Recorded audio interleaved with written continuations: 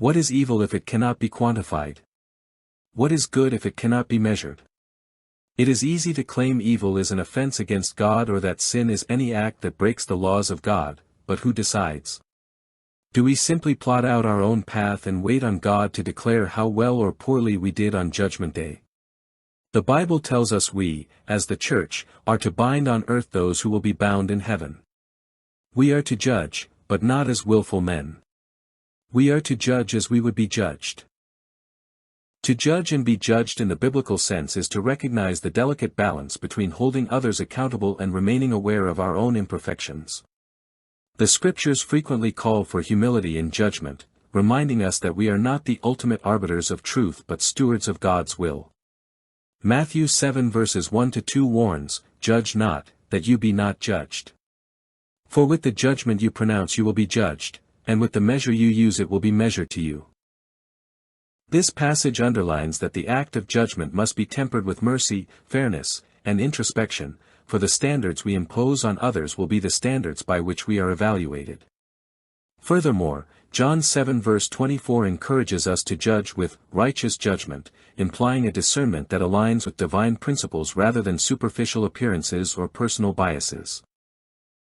Judging rightly involves seeking truth and justice while extending love and grace to others, an act that mirrors God's own approach to humanity.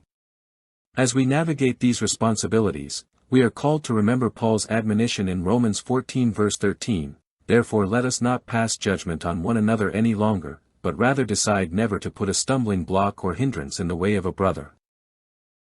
This reflection steers us towards judging not for condemnation but for edification, fostering a spirit of growth and reconciliation within the community of faith. Those Christians who think it is wrong to judge others, perhaps fear being judged with the standards they judge with. The prophets of old were not averse to judging the kings and people of Israel, because they were men of God. However, if you have skeletons in your closet, you will be far more reticent about calling people out regarding their hidden sin. Perhaps the worst form of judgment is subjective. This is the judgment model used by atheists in their criticism of God. Atheists believe they have the moral standing to judge God. However, they lack what the courts call standing. Atheists have no legal right to stand in judgment of God. They lack standing. To criticize God or anyone else, a person must be of superior moral character than the one who is being judged.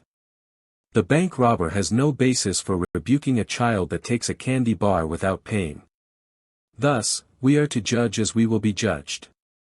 This certainly gives us pause before we condemn anyone. It forces us to look more at the beam in our own eye before we go on too harshly about the straw in the eye of someone else. But it does little for two co-conspirators. Who in a gang is there to say the crime they are proposing is wrong? Who in a coven of racists will speak out against racism? This relativizing of evil has tripped up all attempts to propose a law defining evil.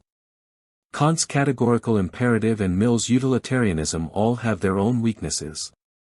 Yet, if there is no first-order principle, deductive logic itself is called into question. First-order principles serve as foundational guidelines in moral philosophy. First-order principles dictate how individuals ought to act. These principles provide systems of reasoning to evaluate moral actions and ethical dilemmas in diverse contexts. A moral ought serves as a guide or standard against which actual behavior can be evaluated. Among the most influential frameworks are Immanuel Kant's categorical imperative, John Stuart Mill's utilitarianism, and other notable approaches to morality that have shaped philosophical thought. Immanuel Kant formulated the categorical imperative as the cornerstone of his deontological ethics. Rooted in the belief that morality is guided by rationality and universal laws, the categorical imperative asserts that moral actions must be applicable universally without contradiction. Kant's philosophy emphasizes duty and the intrinsic goodness of actions, independent of their outcomes. There are three primary formulations of the categorical imperative: universality. Act only according to maxims that you can desire to become a universal law. For example, if lying were universalized, trust would collapse, making lying self-defeating. Humanity as an end, always treat humanity, whether in yourself or others, as an end in itself and never as a means to an end. This principle respects the inherent dignity and autonomy of every person. Autonomy and moral legislation. Act as if your maxims could serve as universal laws in a kingdom of ends, where free rational agents coexist harmoniously. Kant's categorical imperative is appealing for its clarity and impartiality, offering a framework that avoids the subjectivity of personal desires or outcomes. However, critics argue that it can lead to rigid and impractical moral conclusions, as it does not account for the complexities of real-world situations. The tyrant or sociopath will not want the same world or reality as a Quaker. We cannot suppose those who need laws imposed on them will have the same priorities or desires as those who are able to live in harmony with others, without the intervention of the law. Another major voice in the first principle debate is John Stuart Mill. Mill's utilitarianism is a consequentialist theory that evaluates the morality of actions based on their outcomes. Central to Mill's philosophy is the principle of utility, often summarized as the greatest happiness principle. Actions are morally right insofar as they promote the greatest happiness or minimize suffering for the greatest number of people. Mill distinguishes between higher and lower pleasures, emphasizing the qualitative differences in experiences.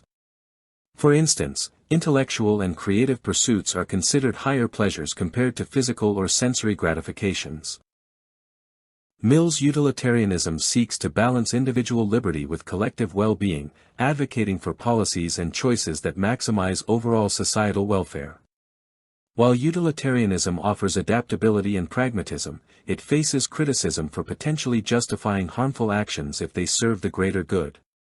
For example, sacrificing an innocent person for the happiness of many raises ethical concerns about justice and individual rights. Utilitarianism is a justification for democracy and the tyranny of the majority, where the happiness of 51 justifies the misery of 49. Beyond Kant and Mill, several other moral frameworks offer diverse perspectives on moral oughts. For example, Aristotle's virtue ethics focuses on character and the cultivation of virtuous habits as the foundation of morality.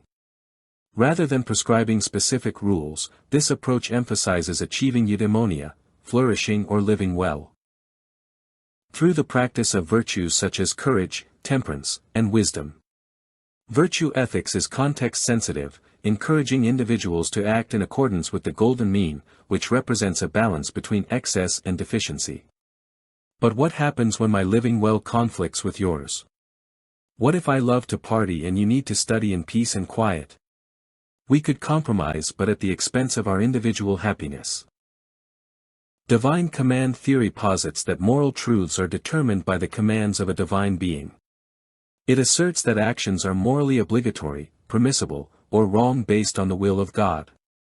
This principle appeals to those who find moral grounding in religious faith but is often criticized for being inaccessible to non-believers and for raising the Euthyphro dilemma: are actions good because God commands them, or does God command them because they are good? Then one must ask, who decides what God has commanded? Indeed, the divine command theory begs the question, because if we do not possess a moral ought, how can we decide what God commands and what another person claims to be a command from God? How do we compare religions if we cannot decide what it is we ought to do? Social contract theory, advanced by philosophers such as Thomas Hobbes, John Locke, and Jean-Jacques Rousseau, suggests that moral and political obligations arise from agreements among rational individuals to form societies. This theory emphasizes mutual consent and cooperation, providing a framework for understanding justice, rights, and governance. This devolves down into identity politics, where each group argues for their own moral ought. This ultimately brings us to what is called ethical relativism. Ethical relativism denies the existence of universal moral truths, arguing instead that morality is culturally or individually determined. This principle promotes tolerance and understanding of diverse values but can lead to the problematic conclusion that anything is permissible if it aligns with a particular cultural or personal standard. This is ultimately the point where governments step in and make a career out of mediating disputes between the many personal and cultural standards, without trying to favor or disfavor any. Into this vacuum steps women. Feminist ethics critiques traditional moral theories for neglecting the experiences and perspectives of women and other marginalized groups. It emphasizes care, relationships, and the interconnectedness of individuals, often advocating for an ethic of care that prioritizes empathy and compassion over abstract principles. In other words, according to feminists, we need to prioritize emotion over reason. Each of these first-order principles offers unique strengths and limitations. Kant's categorical imperative excels in its universality and respect for human dignity but tends to presuppose a moral conscience in its client base. Mill's utilitarianism is practical and outcome-focused but risks undermining individual rights, sacrificing individual rights to the lowest common denominator and mob rule. Virtue ethics provides a holistic and context-sensitive approach but can be less prescriptive in guiding specific actions. Divine command theory grounds morality in faith but may alienate those outside a specific religious framework. Social contract theory highlights cooperation but can struggle with addressing non-consensual inequalities. Ethical relativism fosters tolerance but may erode the basis for universal justice. Feminist ethics enriches moral discourse with a focus on care and relationships but may be seen as incomplete without integration with other theories. Kant's deontological rigor, Mill's consequentialist pragmatism, Aristotle's virtue-based wisdom, and other approaches such as social contract theory and feminist ethics each contribute valuable insights. However, they all assume a morally sentient being exists. Without a moral ought, how do we decide how people are to live? Without a moral ought, how do we criticize behavior? If there is no moral ought, there are not bases on which law can be formulated. But we cannot formulate a moral ought on the assumption that morally sentient beings exist. Only God is good, therefore only God is moral. This is why we have ethics rather than moral principles. Ethics are systems of regulations. Ethical laws are cut and dried, one follows then and is deemed law-abiding. If we break the ethical rules, we are a lawbreaker and slated for punishment. The problem is, not that we cannot make laws but that we can make laws even without a moral ought. But these laws will still reflect a moral ought but not a universally defensible moral ought. It will be a personal or cultural moral ought that is supported for ideological reasons, not because it is logically defensible. The moral ought must rest on logic because the only other option is for it to rest on a power disparity.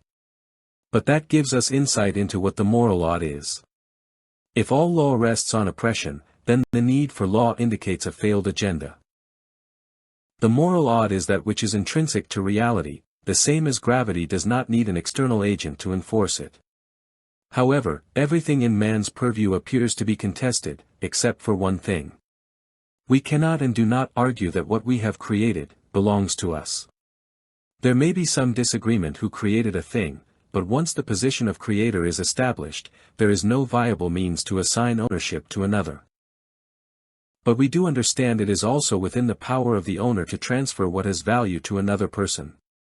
We have systems of measurement that attach value to something transferred. Therefore, if this thing is taken under false pretenses or by devious or illicit means, that value has been stolen, and this act of theft can and is quantified in terms of the amount of value represented by the thing taken. Thus, evil can and is quantified, even though we do not often understand that when we state the value of something stolen, we are quantifying evil.